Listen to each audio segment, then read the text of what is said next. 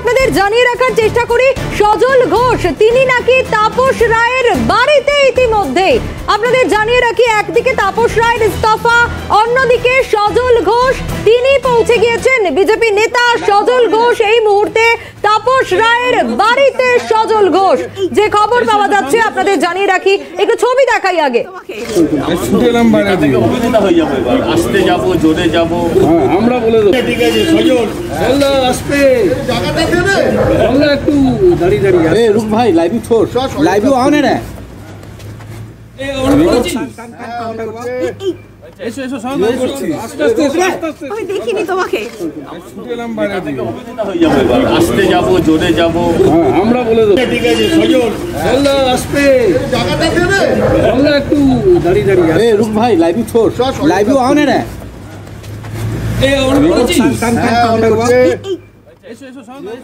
অভিরূপা সাহা আমাদের প্রতিনিধি রয়েছেন আমাদের সঙ্গে টেলিফোনে।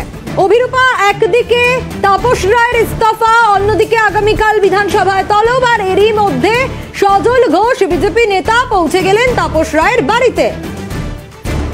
দেখো, দল ছাড়তেই আজকে বিজেপি নেতা সজল ঘোষ তিনি পৌঁছন বউবাজারে তাপস রায়ের যে বাড়ি, সেই বাড়িতে সকালবেলা তিনি চলে আসেন এবং বেশ কিছুক্ষণ তাপস রায়ের যে ফ্ল্যাট, সেই ফ্ল্যাটে দরজা বন্ধ করে দুজনের মধ্যে বেশ খানিকক্ষণ কথাবার্তাও হয়।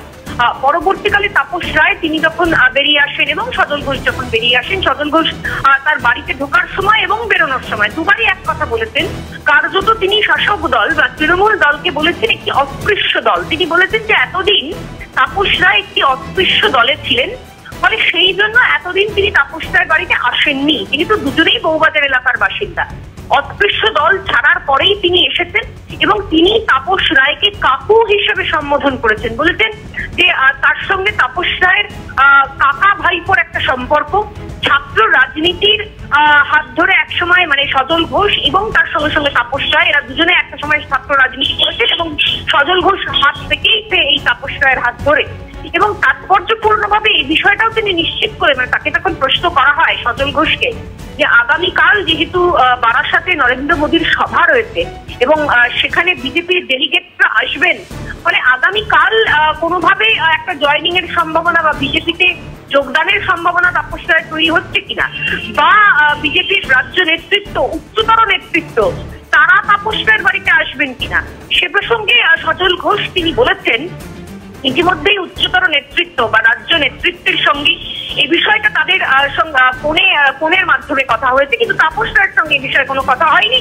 হয়তো তারা আসতে পারেন পরবর্তীকালে, এখনো পর্যন্ত সেটা সম্ভাবনা নেই বা এখনো পর্যন্ত কোনো খবর কনফার্মেশন হয়নি, এই বিষয়টা তিনি বলেছেন। ফলে এই জল্পনা উড়িয়ে দেওয়া যায় না যে তাপস রায় তিনি তার বিধায়ক পদ থেকে ইস্তফা দিয়ে এবং তার সঙ্গে সঙ্গে তিনি দল ছেড়ে আগামীকাল বিজেপিতে জয়েন করবেন কি করবেন না সেটা পরবর্তীকালে একটা বিষয়। কিন্তু এই যে লোকসভা নির্বাচনের আগে দলের অন্দরে তিনি ক্ষোভ এবং আক্ষেপের একেবারে অভিরূপা যেমনটা বলছিলে, আপাতত ধন্যবাদ জানাবো তোমাকে। অন্যদিকে আপনাদের জানিয়ে রাখি, দর্শকদেরকে জানাবো, উত্তর কলকাতায় বিজেপির প্রার্থী হতে পারেন লোকসভা নির্বাচনে তাপস রায়, এমনটাই সম্ভাবনা। সূত্র মারফত খবর উঠে আসছে। সজল ঘোষ কি বলেছেন শোনাবো।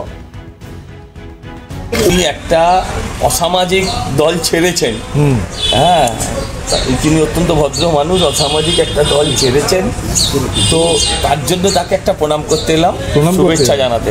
আপনার পার্টিতে উনি নাকি যোগদান করছেন? পার্টির বড় নেতারা বলতে পারবে, আমি প্রতিবেশী, আমরা ছোট থেকে বড় হয়েছি। এই তখন এই বাড়ি ছিল না, পাশের বাড়ি ছিল, আপনারা জানেন সবই। তো সেখান থেকে আমরা বড় হওয়া, এক ছাত্র আন্দোলন ওনার নেতৃত্বে করা, তো সেরকম একজন মানুষ। আপনি খুশি হবেন বিজেপিতে উনি এলে? তার বাড়িতে প্রশ্ন তুলে দিয়ে গেছেন, সে প্রশ্নগুলির উত্তর হয় কুণাল ঘোষকে দিতে হবে আর নয়তো সুদীপ বন্দ্যোপাধ্যায়কে দিতে হবে।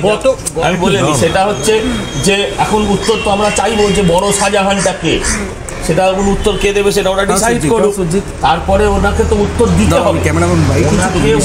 দিতে হবে ওই যে হসপিটালের বিলটা যে মেটানো হলো, সেই টাকাটার রংটা কি, এটাকে উত্তর দেবে, আমি তো দেবো না, এটা তাপস রায় দেবেন। এটা হয় সুদীপ বন্দ্যোপাধ্যায়কে বলতে হবে আর নয় কুণাল ঘোষকে বলতে হবে। আর ইডি সিবিআইকে ট্যাগ করেছে, অতএব আমি আবেদন করবো তাদেরও তদন্ত করে দেখতে হবে। সেই মানুষকে আশ্বস্ত করছি, তাপস রায় যদি প্রার্থী হন আমার থেকে ভালো প্রার্থী হবেন। হবেন কি হবেন না সেটা দল ঠিক করবেন, আমি না। জিততে আচ্ছা, ওনার বাড়িতে যে তৃণমূল হারাবে, ওকে তৃণমূল হারাবে, কলা গাছ দাঁড়ালেও জিতবে। তা লোকে তো বলবে বাড়িতে তাপস রায় ভারী ক্যান্ডিডেট। বাড়িতে ইডি এসেছিল তাই তাপস রায় বিজেপিতে গেছেন। আপনি বলতে পারেন কি সেটা? আপনি বিশ্বাস করেন? আপনাকে আমি যতটা চিনি তাপস রায়কে আপনিও বহুদিন চেনেন। নেতাদের চেহারা, চরিত্র, তাদের রোজগার, তাদের ঠাটবাট বাকিদের দেখেননি? আগে যারা পোড়াবিড়ি পুড়িয়ে খেত, হ্যাঁ, তারা এখন 555 অর্ধেক খেয়ে ফেলে দিচ্ছে। তাদের বাড়ি ঘর, হ্যাঁ, তাদের বিলাস বৈভব জীবন দেখলে তো আপনি বুঝতে পারবেন। সেখানে তাপস রায় যা ছিল আজ থেকে 30 বছর আগে এখনো তাই রয়ে গেছে।